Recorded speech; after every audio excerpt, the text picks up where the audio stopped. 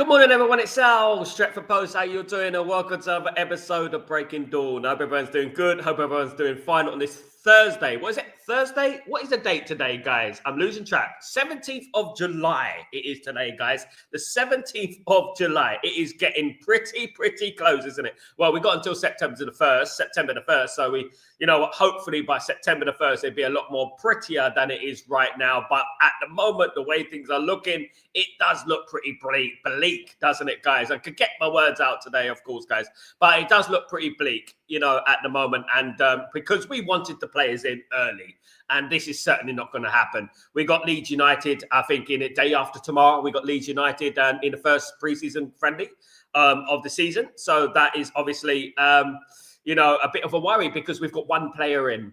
My only positive that I can take from this is that maybe we'll get to see a few young players coming through. Maybe they might shine. We may get to see VTech, someone like that, So let's wait and see what happens. Guys, before I start properly, please don't forget to subscribe to the channel if you're new. And also, please don't forget to smash a like. It'd be lovely. Thank you so much, guys. You're absolute legends, of course. Thank you for joining me this morning. Now, I'm going to get into it very soon. Of course, the news about Mbeumo. Mbeumo is still going on and on and on.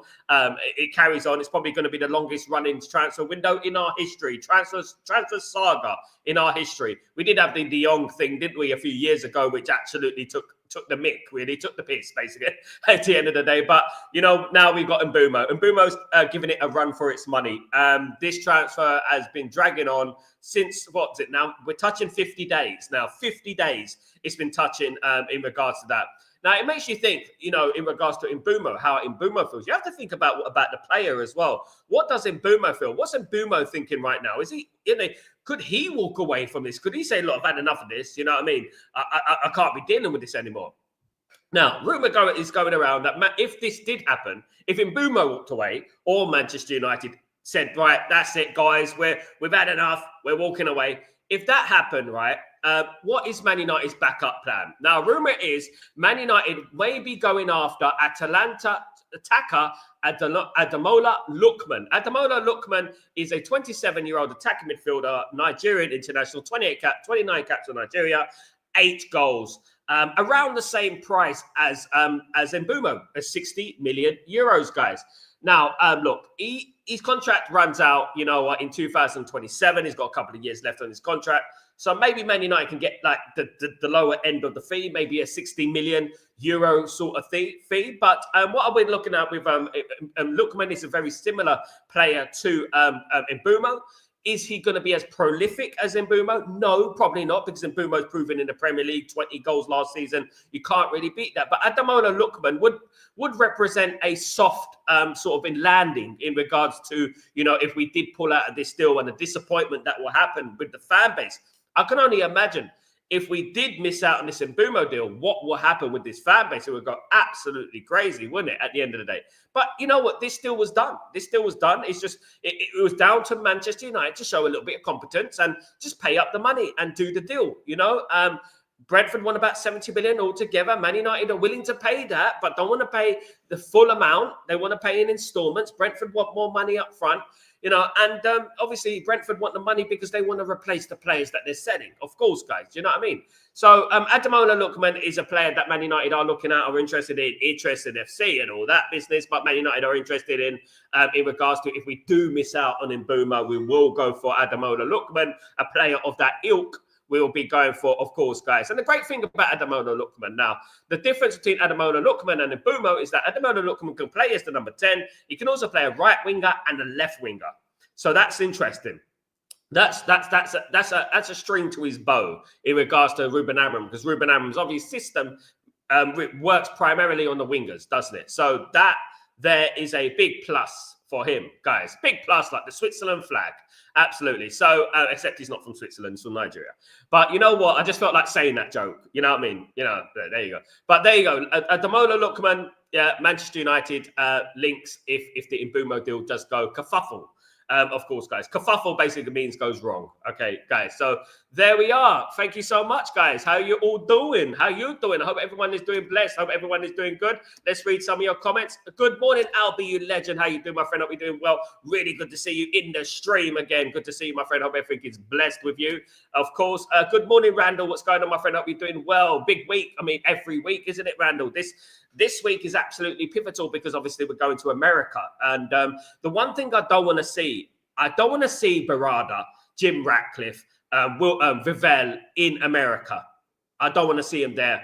Like we have had in previous season, we see Murta and Woodward in America soaking up the sunshine and things like that when they should be working on transfers. I don't want to see any of those guys in America. I really don't. I want to see them working their asses off in Europe and around the world in regards to getting transfers done for Manchester United. That is what they should be doing. They shouldn't be in America enjoying the elements of the five-star hotels and the burgers and the chips. They should be there around the world working on the Mbeumo deal, working on other deals, because this is no joke, guys. People may see this as a honeymoon.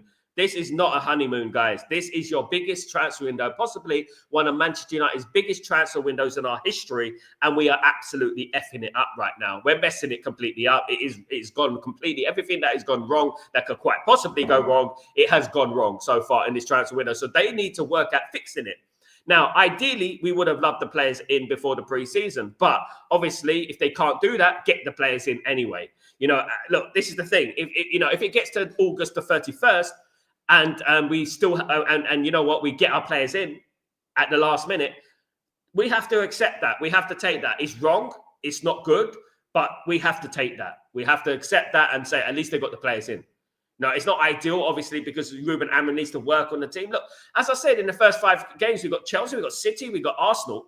We could quite possibly be in a very difficult position in the opening 5 games. We could be in a good position, but most likely, Man United will be in a bad position because we're going to play Arsenal at home, we're going to play Man City away, we're going to play Chelsea, and we're going to play Fulham away and Burnley. So Fulham away ain't no mugs either. Fulham away have obviously caused us problems over the years as well. So Fulham are a good team. So, we need these players in, anyway, right? We need the players in. It'd be perfect. Not perfect, but it'd be ideal if they can get the players in before the start of the season. Now, it used to be before the start of preseason. Now it's the start of the season. That the goalposts have moved somewhat, but we know that they've messed up big time. They have messed up big time, and not even to get Mbeumo in time for the first preseason game against Leeds is a disgrace, in my opinion, guys. It really is. And you know what? They have a lot to answer for and look, they have a lot to answer for, but they're not really speaking at the moment. They're not really talking to the media. I mean, I thought they loved talking to the media. I mean, Barada was happy to talk to the media during the preseason games in Hong Kong. I mean, he was happy to do that, but nowadays he doesn't want to speak. He's going to hide. He's going to shy. All of a sudden, he doesn't want to speak to the fan base and stuff like that. Good morning, Sanjay. How you doing, my friend? Hope you're doing well. Good to see you. Good morning, comrade. What's going on, my friend? Hope you're doing well. Good to see you, mate. Hope you're well. Big up, Toby. What's going on, brother? Hope you're doing well. Big up, Ellen. What's going on? Does decent look like we're getting in Mbeumo? Doesn't look like we're getting in Mbeumo. I think we're getting in Mbeumo. If I'm going to be a betting man, Ellen, I think we're getting Mbeumo, but we're going to get in Mbeumo late. And that's what we're going to do. If we don't get in Mbeumo, obviously, I've been speaking about Ademola Lookman, Man United need to move on. The biggest incompetence that I can say about this window so far is that when the Mbeumo deal was initially going ahead and we were like doing the early stages of the deal, Man United should have foreseen that this deal was going to be impossible for them to do, for us to do. Liverpool would have done it, Man City would have done it, Chelsea would have done it, no problem. We made it difficult. And if they found it difficult to do this deal, they should have walked away then.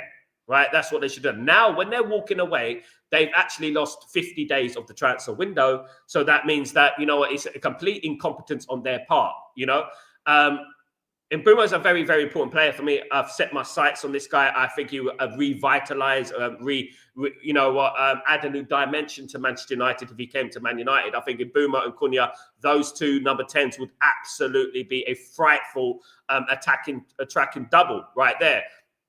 I think I'm going to put my head out and say Man United will get this deal done. I feel like it. The new noises I've heard, especially over Italy, even Italy are saying over here that Man United are going to sign in Mbeumo. It looks likely, but it is taking its time. And Manchester United are really penny pinching at the moment. This is embarrassing. as a football club, as a club like Manchester United, shouldn't be penny pinching. We should be really looking for the best. But unfortunately, this is the way the cookie crumbles in regards to who we're owned by at the moment, isn't it? Big up Ellen, by the way. Big up Emika. What's going on, Emika Amos? Good to see you, my friend. Hope you're doing well. Good to see you, of course. And big up the legend Timo. What's going on, brother? Hope you're doing well. Good to see you, mate. Hope everything is blessed with you. And big up, Grayo. What's going on, mate? Hope you're doing well. Morning, brother. Hope you're well. Just tuned in for the worst transfer winner in our history. Shit. Oh, bust, we said. Klinios, a complete bunch of wankers. Absolutely, Grayo. Spot on. Couldn't have put it better myself, brother. At the end of the day, absolute useless. You know, at the end of the day, really useless. And we're not Manchester United at the moment. I'm looking at our football club. I look at Manchester United Football Club. I don't see any resemblance of the football club I grew up, which I loved, you know what I mean, which was so ruthless. We were hated. We were ruthless. We were winning. You know, back in them days, you know, nowadays I don't see Manchester United. I don't see that badge anymore. I see something completely different. This is not what we are.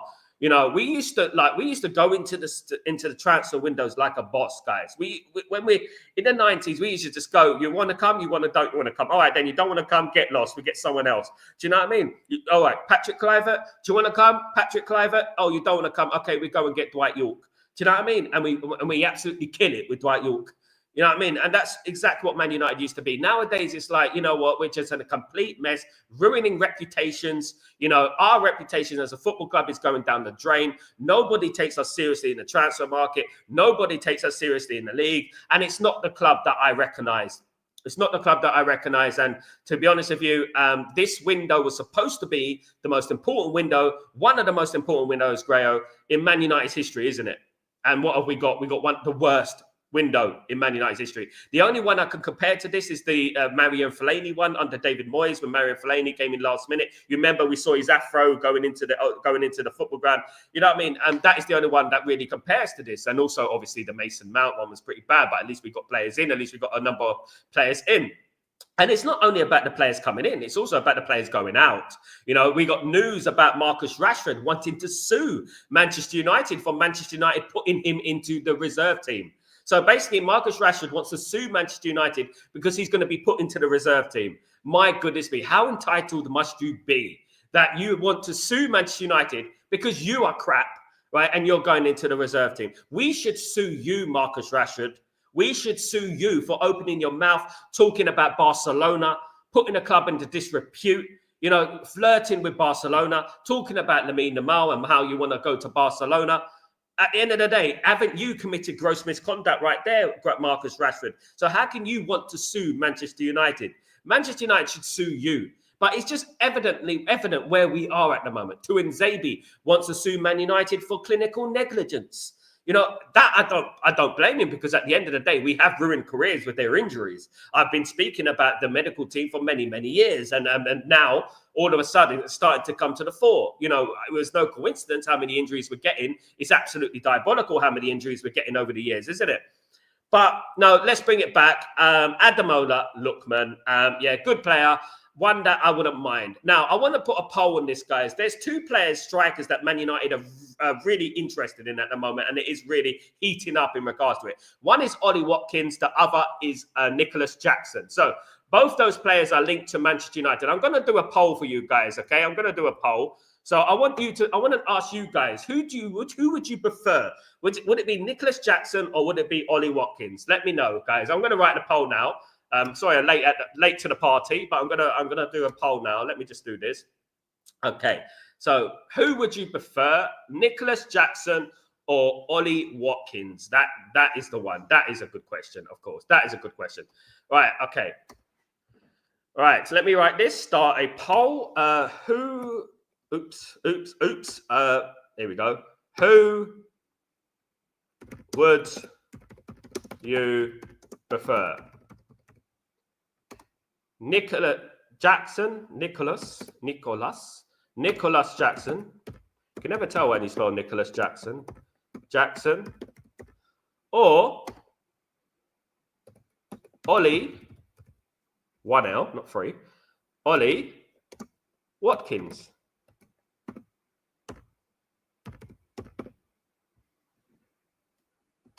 There we go. That's an interesting one, isn't it? Because two players that have been vocally linked to Manchester United are Nicholas Jackson up front and Ollie Watkins. Both of those players. Who would you like at Man United? Now, look, you know what? Look, I'm going to say it like this, right? In regards to Nicholas Jackson, I mean, I was a big fan of Nicholas Jackson before he went to Chelsea. Chelsea's graveyard, right, in regards to transfers, is underrated. Okay, let me tell you that right now. They have ruined many careers too, right? I know that what Chelsea do, they buy loads of players and one or two become great. You know what I mean? But over the years, they have really been a graveyard for many players out there, including Nicholas Jackson. Because I remember, who did Nicholas Jackson play for? Was it Villarreal?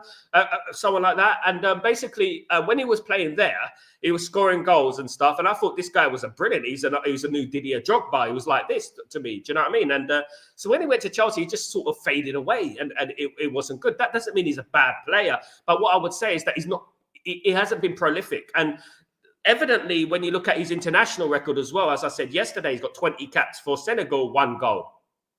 He should be scoring more than that in the Senegal team. You know what I mean? At the end of the day, because look, it's not at the end of international football. You're going to be playing against minnows. You're going to be scoring some goals. It's a bit like Denmark playing San Marino and Rasmus Højlund is playing up front. Rasmus Højlund will probably score a hat trick, isn't it? And then you score goals and stuff like that. So look, you know what?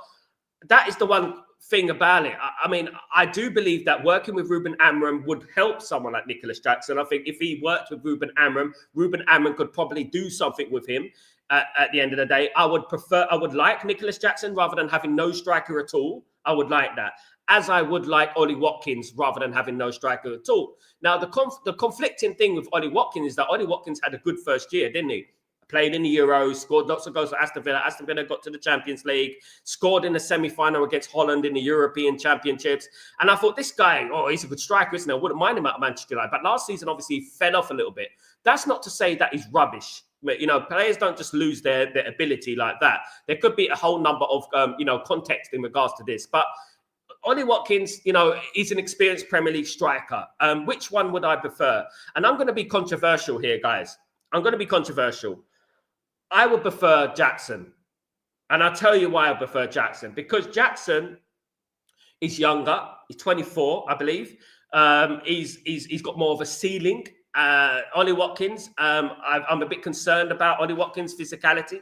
I think Man United need more of a presence up front, if you know what I mean. You remember we were talking about Osman and players like that. I think Man United need that ilk of player, and I think Jackson could add that. This is just my personal opinion, and I think that he would be good. But either one of those players, I don't think would be bad for Man United. Not perfect, definitely not our DECF choice. You know what I mean? At the end of the day, we're going after WXYZ choices at the moment. This is where we are at the moment, which is crazy. Me personally, it would have been Gyökeres, it would have been Osman, or it would have been Mateta. And fourth place would have been Gonzalo Ramos. That is what it would have been for me. That is what my transfers would have been, A, B, C, and D. That is what my transfers would have been. But now we're going after. I mean, obviously, getting Jackson in instead of Calvert-Lewin or Vardy is better, of course. He's got a ceiling. He's not a crap player. He's not a rubbish player. Football doesn't work like that, and, he might just be having not found his home in regards to Chelsea. Some players, they might leave a football club and not join the right football club, because we all know what happened to Eric Cantona. We all know he went to various places, various clubs, and it didn't work out for him until we went to Manchester United, of course. Yeah, he won the league at Leeds, but you know what? He wasn't welcome there. He wasn't prolific there like he was at Manchester United.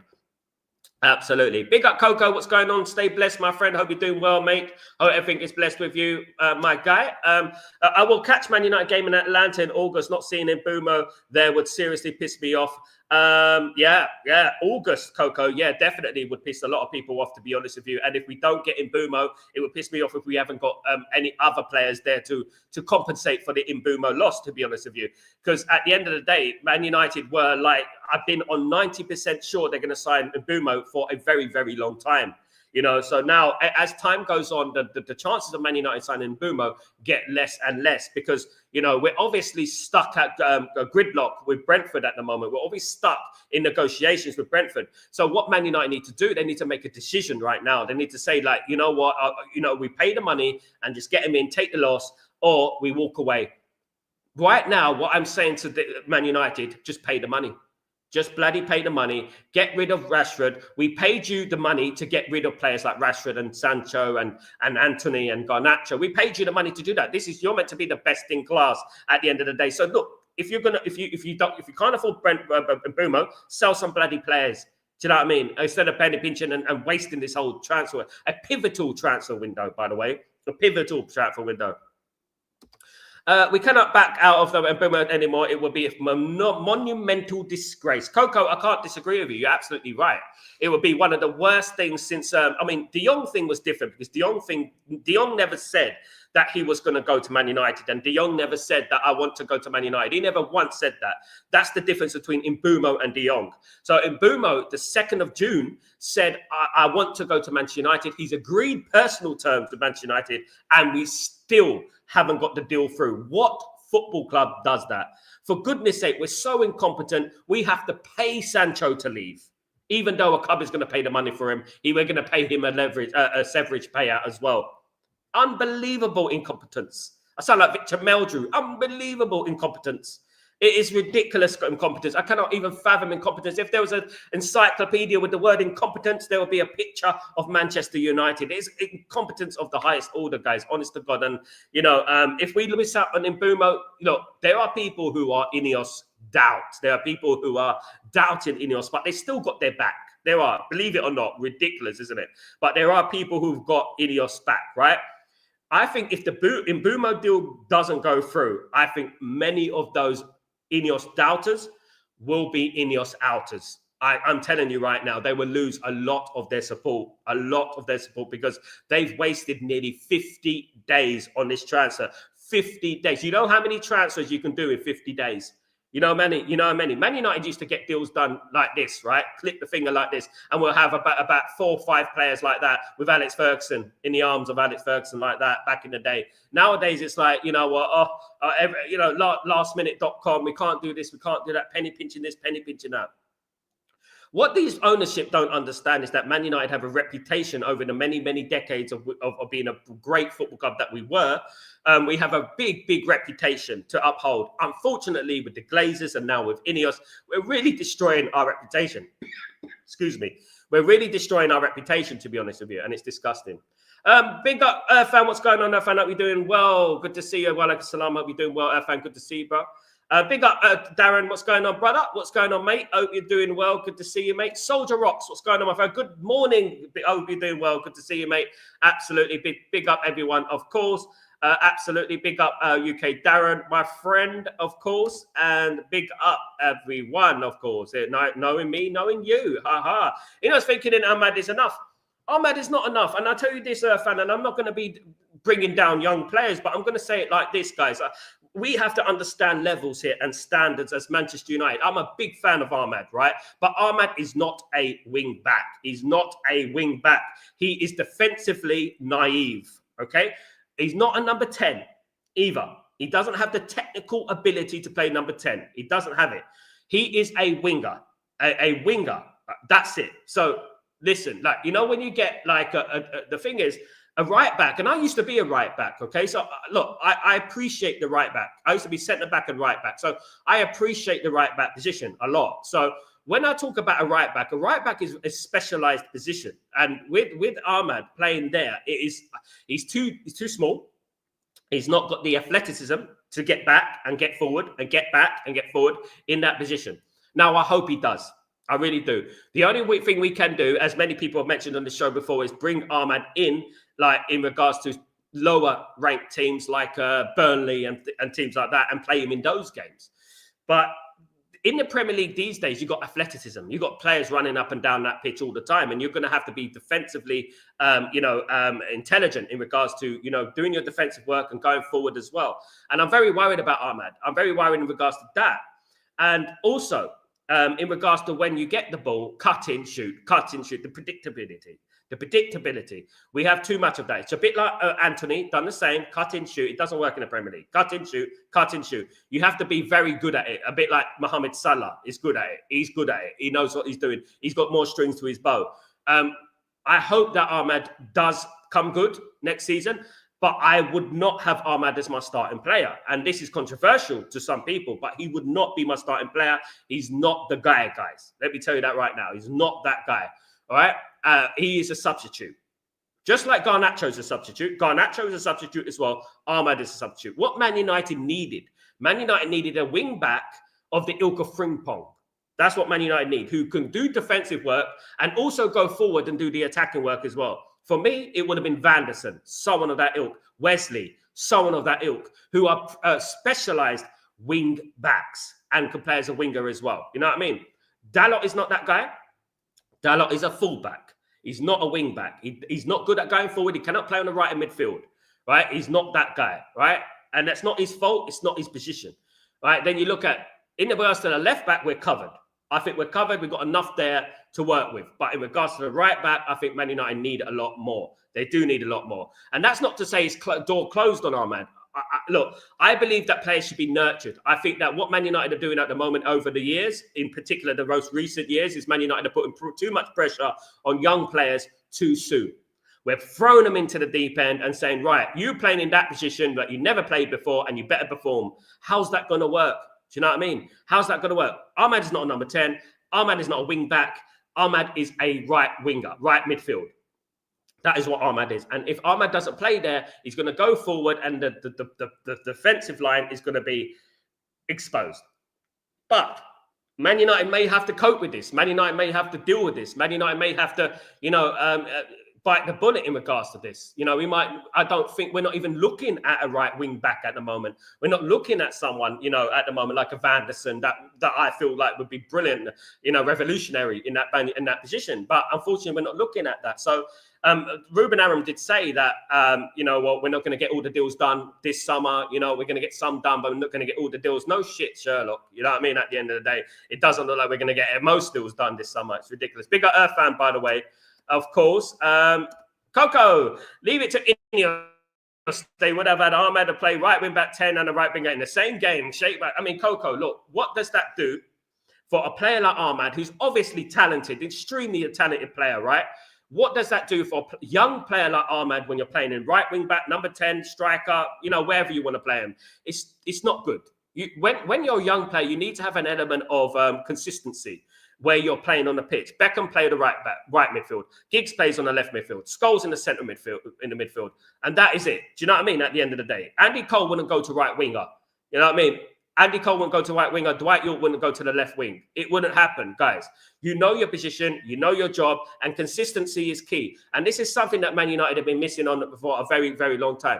So what Ineos needed to do was get the players that suit Ruben Amorim's system, right? Keep Ahmad, keep these players, but nurture them into that system. Don't just throw them into the system because we've got no one else. And that's what it is. We've got no one else. Now, I'm a big fan, guys, of Mantata. I believe that Mantata can do that job. I think Mantata is a future. If you saw Mantata in the games against Hong Kong and the Asian All-Stars, I think he was phenomenal. I think he's a brilliant player. I think Mantata is the future, guys. I do. And I think if we play Mantata, I think we can, we'll be all right. You know what I mean? My biggest concern is that I don't think Dalot, I love Dalot. I think he's a great person. I don't think Dalot is a right winger. I don't think he can bomb up that field. He's not athletic enough in regards to bombing up that field and getting across in and stuff like that. But he's a good pro. He's good to have around. He's a good pro. He's a good person. But he's not a great player. You know what I mean? Man United need players. You know what I mean? Man United, especially on that right-hand side. Absolutely. Grayo, what we have to ask ourselves is what the F have has been doing since season finished. Exactly what? I said it the other day, didn't I? I said that Man United have been negotiating with Mbeumo for the last 7 weeks, okay? So Man United have been negotiating with Mbeumo. You can get me, and I'm not a professional negotiator of transfers, okay? But you can get me in the same room with the Brentford representatives, right? In 7 weeks, I will make progress. 7 weeks. What have they been doing in 7 weeks? It begs the question, doesn't it? What have they been doing in 7 weeks? And we haven't got any closer to a deal with Brentford. What have we been doing? Have we been just sitting outside the building and not going inside and just saying, open the door, gently knocking on the door, open the door, we're here for negotiations? What have we been doing?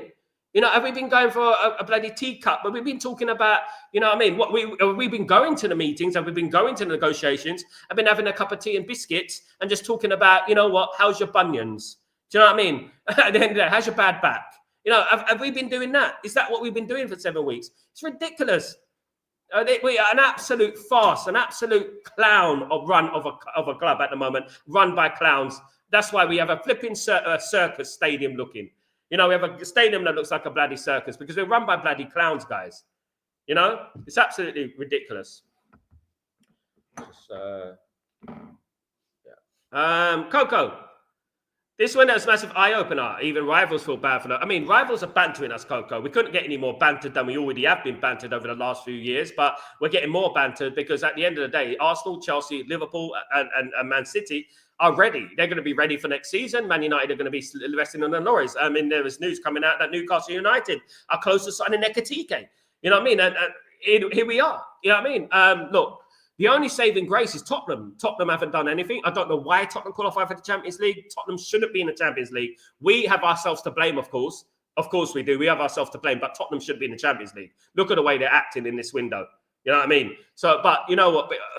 To be honest with you, look, it's a disgrace. It's a disgrace. I cannot put it any better than that. It is a disgrace, guys. Absolutely. I want to see what is the poll going on right now. I want to see what is going on right now with the poll.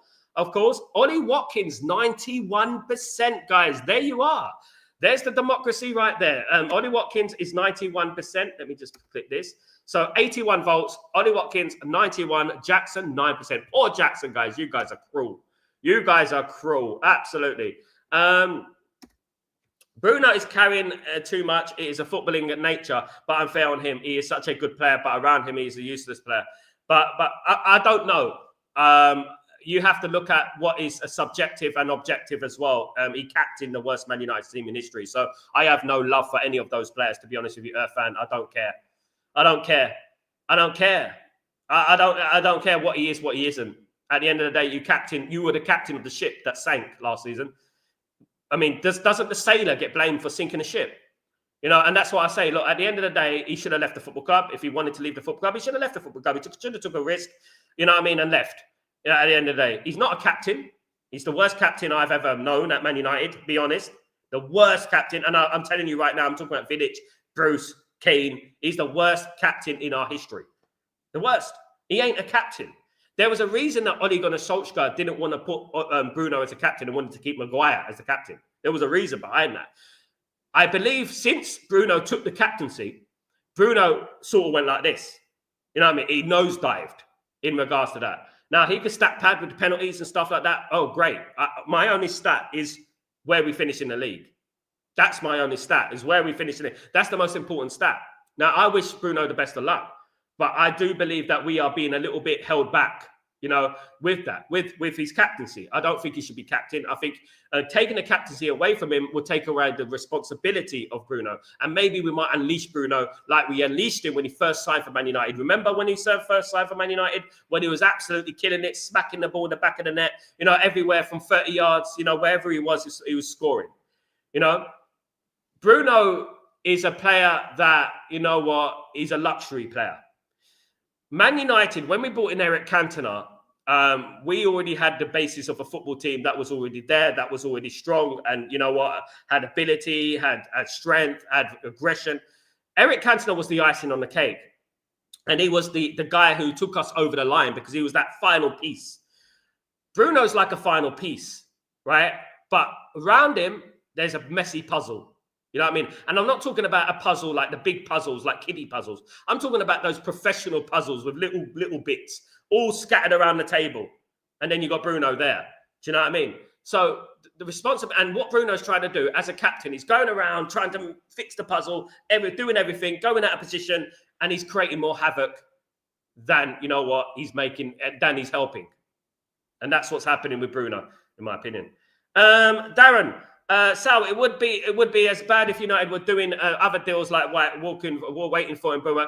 I wouldn't be mad. I wouldn't be mad at Ineos if they were doing the Mbeumo deal and they were taking their time. They could take their sweet time. I don't mind, as long as exactly what you said, Darren. As long as they were doing other deals as well and getting the striker over the line and midfielder over the line and this. And you can at least look at them and say, well, they're struggling with the Mbeumo deal, but at least they're getting these deals done as well. Do you know what I mean? I don't want to come in here and be absolutely negative, but unfortunately, they're not giving us anything to be like positive about. They're not giving us any enthusiasm, not giving us any excitement that, yeah, at least they're cooking. You know, they understand what this transfer window means. They understand that we need a squad. They're buying this player, they're buying that player. Right now, Man United, really, if I was to say, what would impress you? What would you say is right now, this moment, on this day, on the 17th of July, what should we have? If someone told me a month ago, where would you want to be on the 17th of July? Where would you want to be? So I would have said Mbeumo, striker, Cunha, of course, and probably a goalkeeper by now. And this is just by now, okay? So by the time that August comes, I would have expected us to get a midfielder in there as well. You know what I mean? And a right wing back, probably. So right now, we're way behind what we need to do. Right? We should have had a striker and Mbeumo in right now with Cunha. That's what we should have had. But right now, we've only got Cunha. Now, and we're only going to have Cunha by today, of course. So it is a disgrace. And you know what? I'm a sort of guy who give people chances. I like to give people chances. I like to give people opportunities. I like to do that. I don't like just to be doom and gloom and jump on them and say that they're this and this.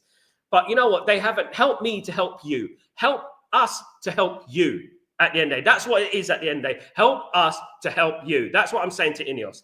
We cannot support you if you don't give us a reason to support you. At the end of the day, you've come into this football club on your vanity project, and you know what, blocked a full sale, which you did, right? And then you brought in a manager. You made a mistake keeping Erik ten Hag, but that's hindsight. I don't blame you for that. Fair enough. He won the FA Cup. You kept him. Okay. But I'm not going to blame you for that.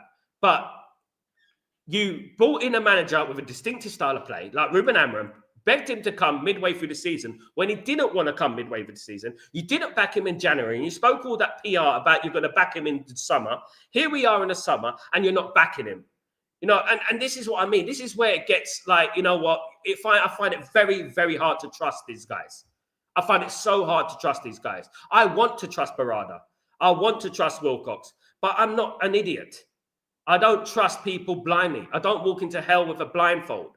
You know what I mean? And at the moment, what they're doing right now is just really, really letting us down as a fan base. Big up, Darren, my friend. De Gea's curse quote lives on.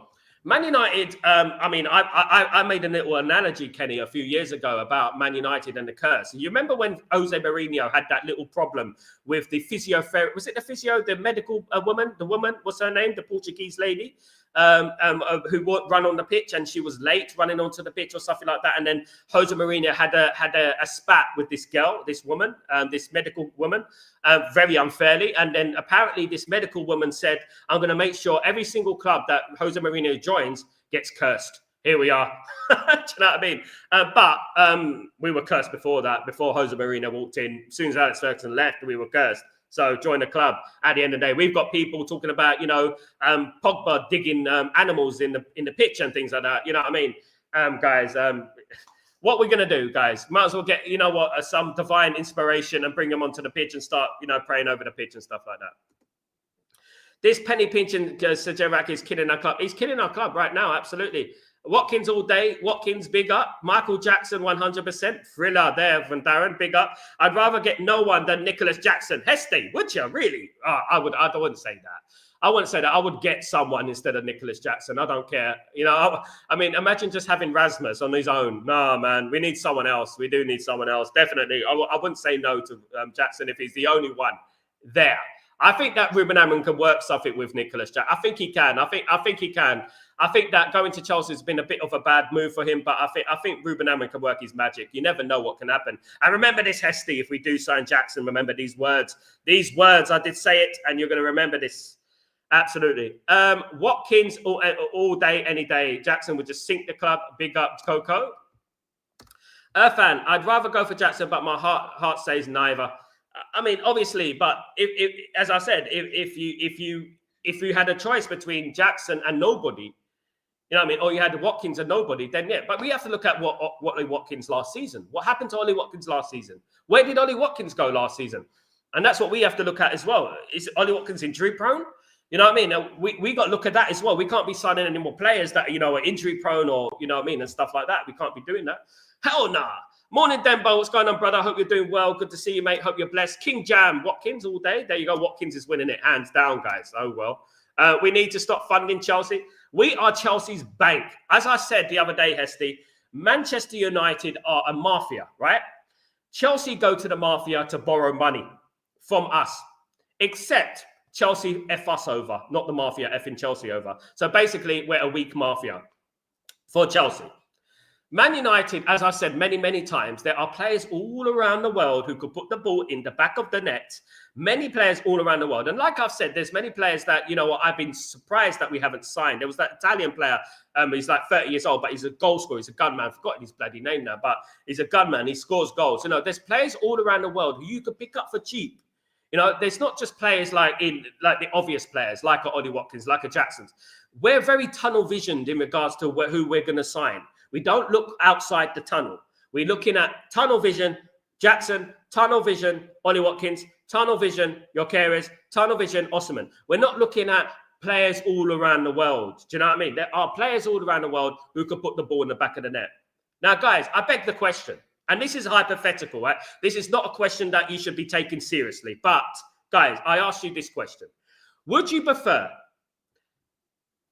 Jackson or Lukaku? Jackson or Lukaku? Who would you prefer? Jackson or Lukaku? Lukaku on a miraculous Manchester United comeback. Come on, guys. Who would you prefer? Should we bring Lukaku back? Should we do that? Who would you prefer? If we had the choice right now, you can have Lukaku right now, or you can have Jackson. Who do you want? I mean, that's like a bit like saying that, what do you want to keep, your thumb or your finger? Oh my goodness me! It's like saying, who do you want to hit, your mother or your wife? Oh goodness me, mad! I don't absolutely. Mickey Bauer, religion and politics, Jewish owner in sports is a bad mix. Mickey, I don't like him to bring politics into it. I don't in regards to that. But what I would talk about in regards to that, and I would be interested because I don't sugarcoat things on Stretford Post. What I would say is that mentality. You know, people, mentality and cultures, they have different ways of approaching things. Like, for example, a British billionaire would be approaching something completely different to what, for example, an Indian billionaire or an Arab billionaire would be bringing to the fold. For example, an Indian would be less inclined to spend money, right? They will keep the money. They won't spend it. That is just a cultural thing because there are certain cultures who like worship money. And that's nothing wrong with that because at the end of the day, it's good to keep money in-house and keep growing your money and your capital and stuff like that. That's a good thing. But there are, like, for example, in not the Jewish, but, you know, I mean, like, guys, they don't like spending money either. They like, you know, they like making money. They love money too much. The Arab culture is such that, and that is not religion, by the way. This is a culture, the culture. The Arab culture is one where they don't worship money. They treat money like this. You know, I live in the UAE. I'm in Italy at the moment, but I live in the UAE. And you see these guys, they don't care about money as long as they get the job done. They don't care. I've been in UAE for 3 years, right? And I've been to Qatar, I've been to Oman, I've been to all these places whilst I've been in the UAE. I'm an English guy from Leytonstone, and I moved over there with my wife, okay? And, you know, so whilst I was here, and I was over in England, I was over in the UAE when the virtual signaling was going on in regards to the ownership of Qatar and the ownership of, and the World Cup was going on, of course. And I saw the BBC, the way they downplayed the World Cup and they didn't show the opening ceremony and all that stuff like that. Beautiful opening ceremony, by the way. You know, and I look at that and I think that, you know what? Talk about human rights, okay? And we talk about human rights and we talk about this and, you know, and you know, this shouldn't be in sport. But what we need to do is call out things for what they are. It's nothing to necessarily to do with Jewish people, Christian people, Muslim people, nothing to do with that. It's a culture. It's a culture at what they do, you know? There are great American owners, Todd Bowley for one, the Liverpool owner for two. They're great ownership, you know what I mean? They're great owners. we have just been stuck with a personality that is greed. I can meet an Italian guy right over here, or Italian woman, anyone, right? And they could be very generous, and they could buy me a coffee, and they can get me a croissant, and they can do that, right? If we take them to a bar. I can also meet an Italian person and say that they could go to the coffee shop and sit down, even though I spent money on them all year, and wouldn't even offer to buy me a cup of tea. And that is a personality thing, a culture thing. You know what I mean? Unfortunately, I can't say that, you know what, this type of person owns the football club, they're going to be wrong for the football club. Ideally, Man United needed someone, who don't worship money. And that's all I would say. Man United needed someone who didn't look at money and think, yeah, money's my be-all and end-all. Don't want to spend any penny pinching. Maybe Man United needed someone like Qatar. You know what I mean? People who spend ridiculous money on skyscrapers. Whether you think that's right or wrong, they spend money. They don't care. And their main priority would be to make Manchester United successful. All right? Now, I could bring in politics and I could talk about the Middle East all day long, about everything that America has gone, right? Look at the Middle East, what America has touched, and look at the Middle East, what America hasn't touched. And that's all I would say about that. Wayne, I've heard United interested in Chelsea midfielder Donald Trump. Did you see that Donald Trump thing? Do you know what I mean? Did you see Donald Trump on the podium with the Chelsea player? I mean, I thought Palmer was bad, wasn't he? Palmer did say, what the F is he doing? You know what I mean? Well, what is he doing, really? Goodness me. I mean, Donald Trump is a character. He just wanted to bombard their transfer, their celebrations. Can you imagine it was something like the Champions League or something like that, and then Donald Trump is there, when we're lifting the Champions League, and he wouldn't move, and he's just doing this. He's doing that, isn't he? I mean, can you imagine that? Do you know what I mean? At the end of the day. Oh, goodness me. Darren, if we buy Jackson, Ratcliffe is helping Chelsea. Chelsea. You know what I would say, Darren? Arsenal.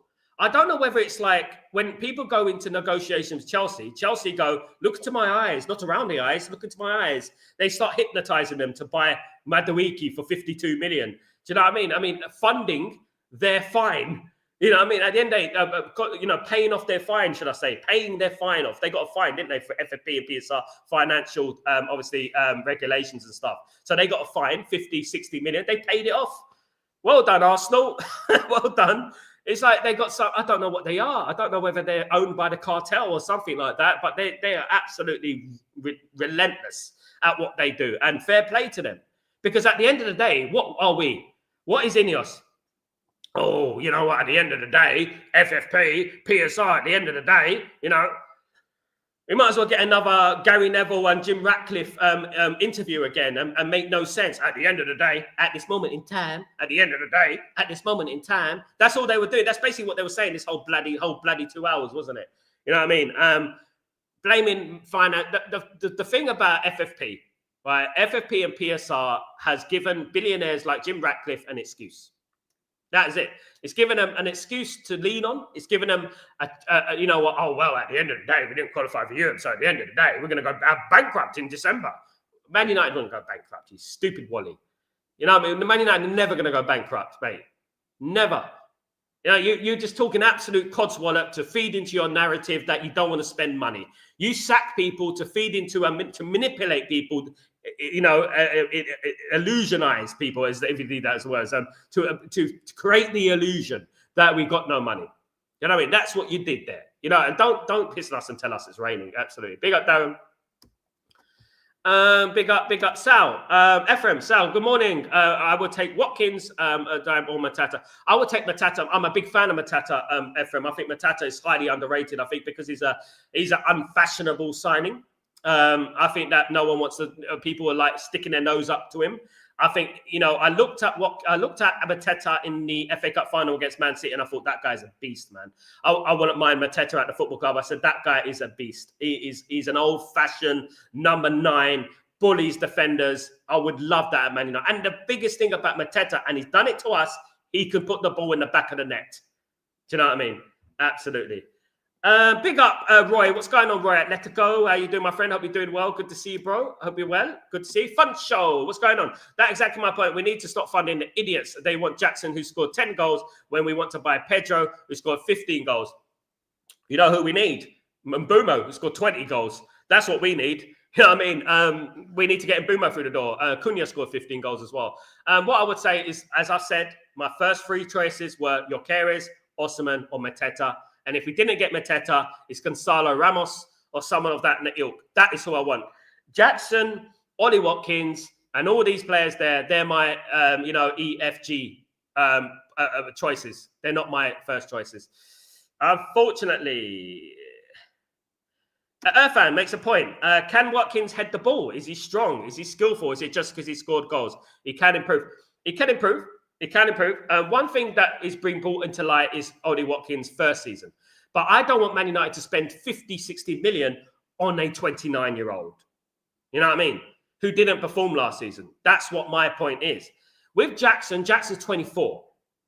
Jackson can change. I've seen Jackson at Villa, right? I've seen him score goals. I've seen what he can do.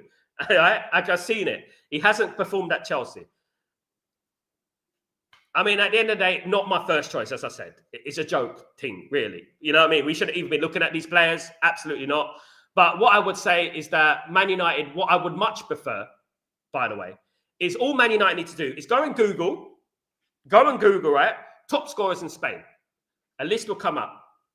Even if they looked at the Segunda League, right? The second division in Spain. Even if they did that, they will find a striker who's prolific. Let's go and scout that player. Okay. Didn't find anyone in Spain. Top scorers in France. Just over the border. Right. Who's the top scorers in France? All right.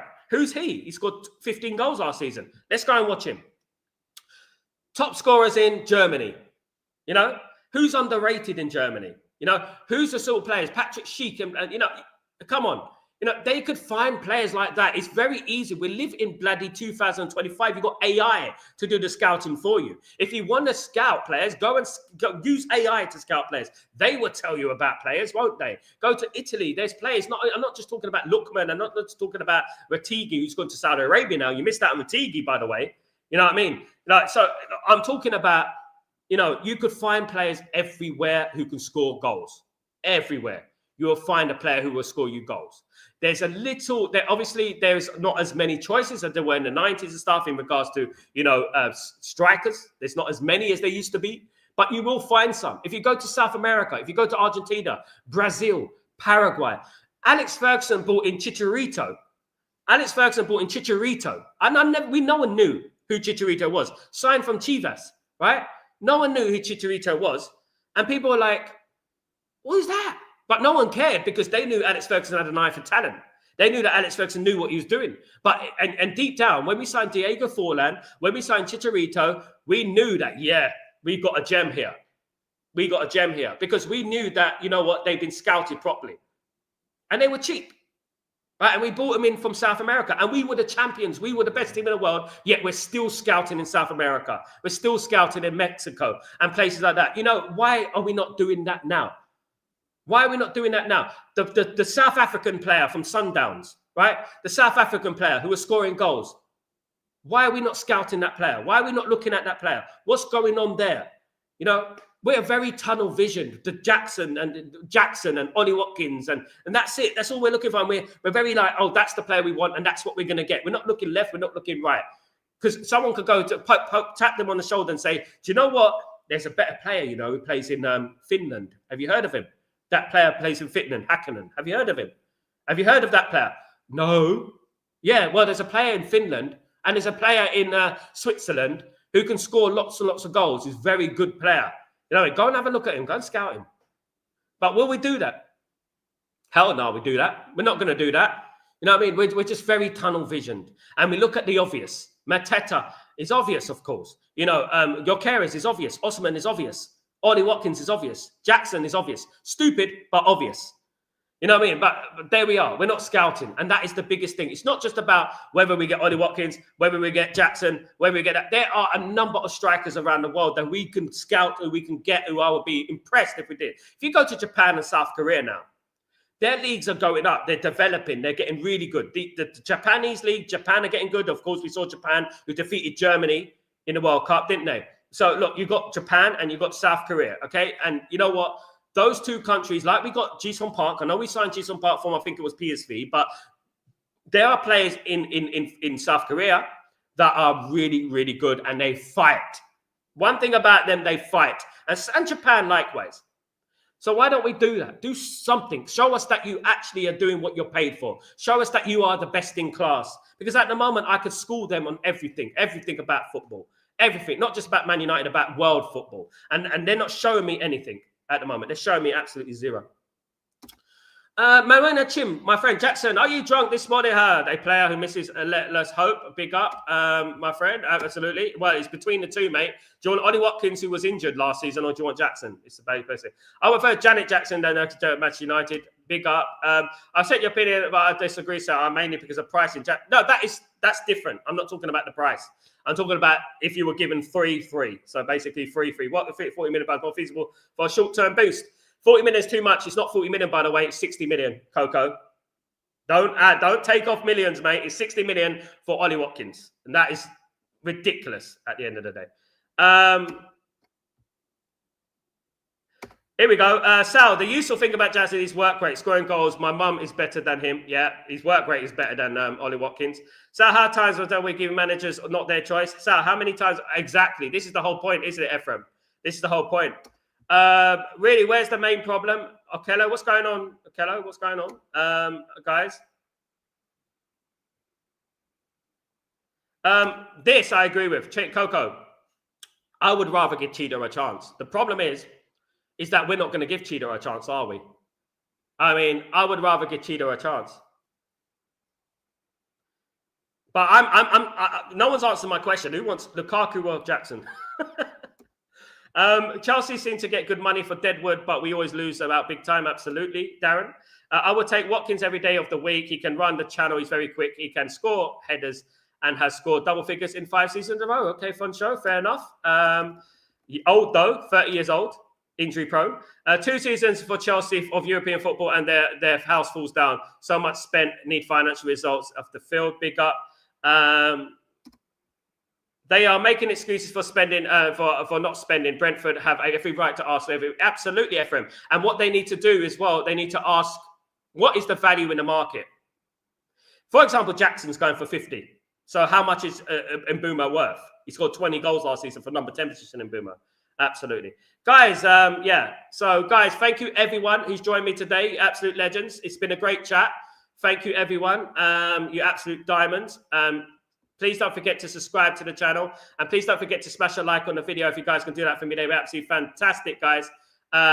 Thank you so much. Guys, don't forget to put your notifications on as well. Because I will be going live. If anything breaks, I will be going live. Guys, take it easy. Remember, it's only opinion. Don't forget that. It is only opinion, okay? Regardless what happens this window, each one of us want Man United to be successful. And that's all we want at the end of the day, don't we? So, guys, have a great day, great night, great evening, wherever you are. I'll be back for Chatterboxer later if nothing goes breaks. I'm Sal Warner, and hopefully we get it done, dusted very soon, guys. Take it easy. Peace.